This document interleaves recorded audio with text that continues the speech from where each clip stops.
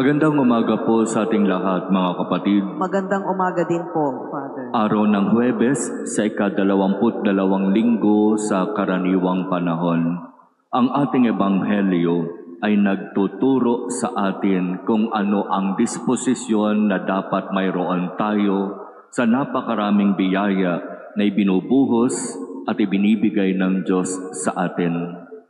Karanasan ni Pedro at ng kanyang mga kasama na sa kanilang pangingisda ay pagkalooban sila ng Diyos ng napakaraming biyaya. Nauna na silang namalakaya ng isda.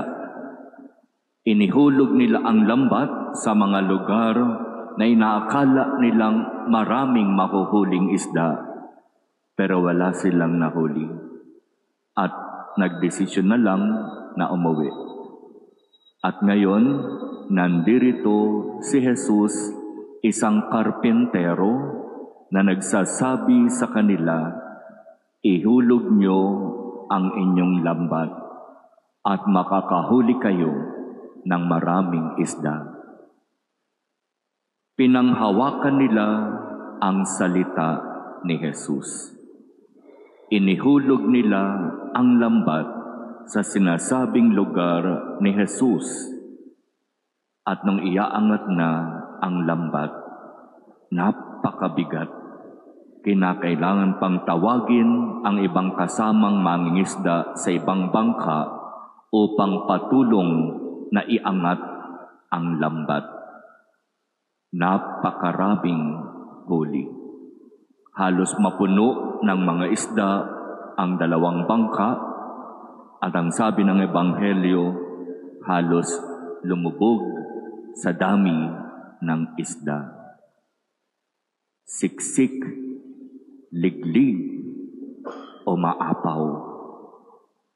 Ang biyaya ng Diyos kapag ibubuhos sa atin ay talagang halos hindi natin mapapaniwalaan.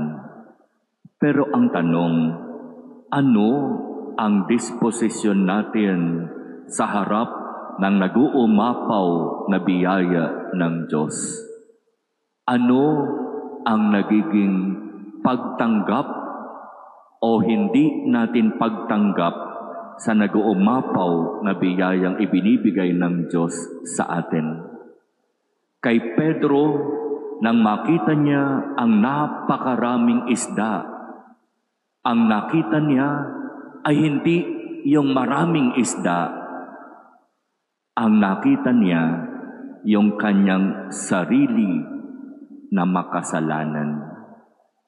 Lumayo po kayo sa akin, Panginoon, sabi niya kay Jesus, sapagkat ako'y makasalanan. Ito, mga kapatid, ay napakagandang disposisyon sa harap ng nag-uumapaw na biyayang ibinibigay ng Diyos sa atin. Hindi dapat matuon ang ating buong sarili, ang ating buong pansin sa biyaya. Itinuturo sa atin ni Pedro sa kanyang karanasan, sa harap ng nag-uumapaw na biyaya, ang dapat nating makita ay ang nagbibigay ng biyaya. Siya na pinagmumulan ng lahat ng mabubuting bagay, siya na nagkakaloob ng biyayang kinakailangan natin araw-araw. Siya ang dapat nating makita at sa kanyang harapan ang katotohanan, hindi tayo karapat-dapat sa kanyang harapan sapagkat tayo'y makasalanan. Napakaganda itong naging karanasan na ito ni Pedro. Nabaliwala ang nag-uumapaw na biyaya sapagkat para sa kanya, sino ako para tumanggap ng napakaraming biyayang ito? Ako'y isa lamang makasalanan. At doon sa puntong iyon, sinabi sa kanya ni Jesus, Huwag kang matakot. Simula ngayon, ika'y mamamalakaya ng mga tao. Ipinakita ko sa iyo ang napakaraming nahuling isda, pero simula ngayon, hindi na mga isda ang huhulihin mo, kundi mga tao upang sila'y ilapit sa akin. Simula ngayon, mamamalakaya ka ng mga tao. At pagkatapos nun, sabi ng Ebanghelyo, iniwan ni na Pedro at ng kanyang mga kasama ang kanilang bangka, ang kanilang pangingisda, ang kanilang pamilya, at sumunod kay Jesus.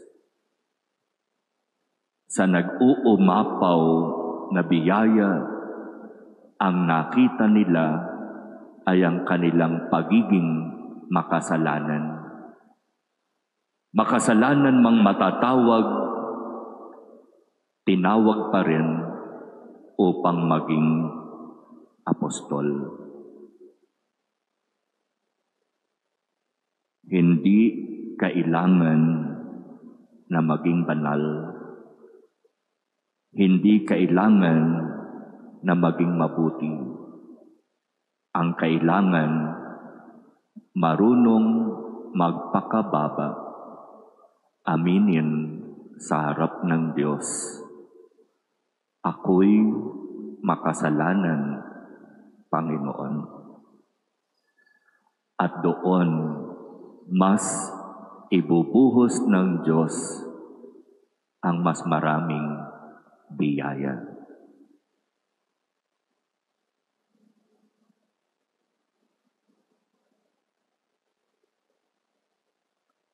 Amen.